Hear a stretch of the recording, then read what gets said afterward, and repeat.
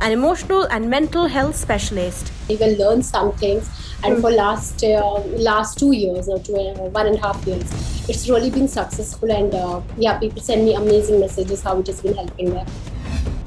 She's on a mission to normalize seeking help. Who is really in their element, they understand themselves, they would not spend so much of time in social media. NewsX influencer A-list proudly recognizes Arouba Kabir for influence in emotional and mental health care. Hello and welcome. You're joining us on NewsX influencer A-list. With us today is someone who's taken to social media to help other people have good mental health and end various kinds of stigmas that exist online as well as offline.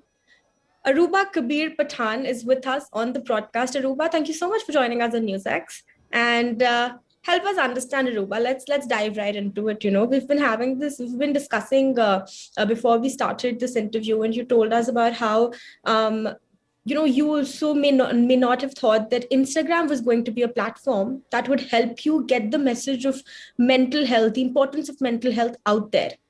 What was that journey like? How did it begin? When did it strike you that this is something that we can do? First of all, thank you so much for having me, Pariti. It's a pleasure. Now, the thing is, I personally have never been a very social media person.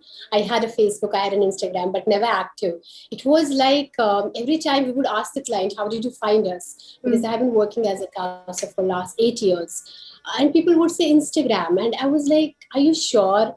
Because I don't put anything on Instagram as such. But then I realized, okay, it was the age group between, say, 18 to 34 who were more interested, going to a doctor, talking to their parents. Still, there's a stigma. But finding somebody online, connecting with them and getting the consultation where there's privacy, confidentiality and all.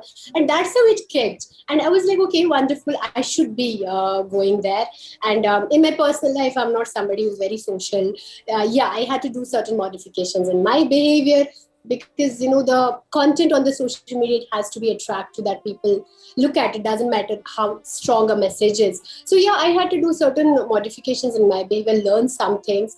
And for last 2 years or 1.5 years, it's really been successful. And people send me amazing messages how it has been helping them.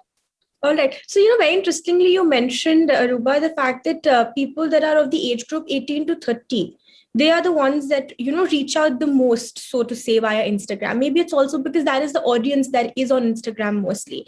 But Arouba, then help me understand these people that reach out to you, and without giving away your confidentiality, help us understand, is it a lot of it, does it have to do with the fact that they're on social media and there's hate comments, or the fact that social media can be difficult on the mind?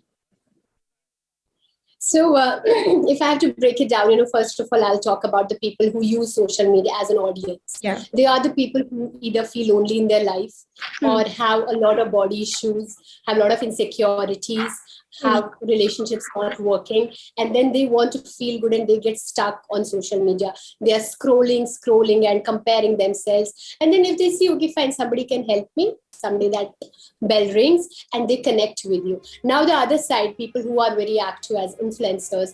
I have number of influencers as clients because the hate comments, the trolls, the kind of attention it gives you, sometimes you're not able to sometimes you're not able to take it. Yeah. And you just lose it. A lot of people go off the internet for a long time then because it gets too much. But again, it is most about that comparison, that am I any less than anyone else, or am I not good enough, or I don't have the real social life, social circle. And that's where you end up on social media a lot. And it's very unfortunate to see this age group. Because I guess when I was 18, I was surrounded by people. I didn't know much about social media. And now if you see, that is where they have friends. But in real life, they hardly have anybody they can count on, which is very unfortunate. But then at least it is keeping them company. So, Okay, so two things I want to take from your answer. Firstly, the difference between real life and real life, if I may call it so. Arouba, do you think that the real life is making people lonelier or, driving more mental health issues? Is that something that you've observed over the course of your counseling? I would say definitely I have done that, but I have seen it as an aggravating factor, not the reality. When we actually get into someone's life who has been feeling all these things, and social media has only aggravated, it is coming from their childhood, from their past. So I always tell people that you are a product of your past. Your past shapes you. So I see that they haven't had connections. Nobody understood it was anxiety. If they had a communication with their parents that I'm feeling, it's nothing, it's in your head, it will be better. You know, that understanding they have not felt supported, understood, encouraged. And then they go towards the social media where they actually don't have to have the conversations. So I guess social media only aggravates it. But somebody who is really in their element, they understand themselves, they would not spend so much of time in social media. They will have amazing, healthy boundaries. Then, very interestingly, now that we're talking about influencers, let me ask you, Arouba, do we have any kind of data or any kind of studies that can tell us, a personality type that maybe influencers fit in? For instance, and I'm an amateur, I don't know much about psychology, so I'm going to ask you this on a very basic level. Is it important to be an extrovert, let's say, to be an influencer? Is that something that plays a role? No, I guess, we always tell people that you look at APJ Abdul Kalam. He was an introvert person, but he still was successful, was in public life, right? So it hasn't to be with that, but it has to be what are you looking for. There are certain people you can call extroverts, and we call physical, suggestible people. They're very comfortable in their own physical body, appearance. They can carry any color. They're not worried what people are thinking about them. So yeah, they feel then, okay, what am I going to do? But if you see all the actors, most of them are introverts. They are not extroverts, but they are still actors. They are still in that. So yeah, it is. You just have to understand an introvert can become extrovert. As I said, in real life, I am not very social. I have limited friends from so many years. I am very choosy in things. But when I'm talking to people, when I'm on screen, everybody says, "Oh my God, you're so extrovert." So, people think I'm an extrovert, but if they meet me in real life in a party, they'll be like, "Oh my God, she hardly talks." Yeah. So you can always change personalities according to your profession. So it doesn't have to be, but yeah, some are blessed with good communication skills. Again, it comes from their surroundings, from their childhood, from their experiences. But you don't have to be born as an influencer or as an actor, or you're just a tech guy. No. Yeah.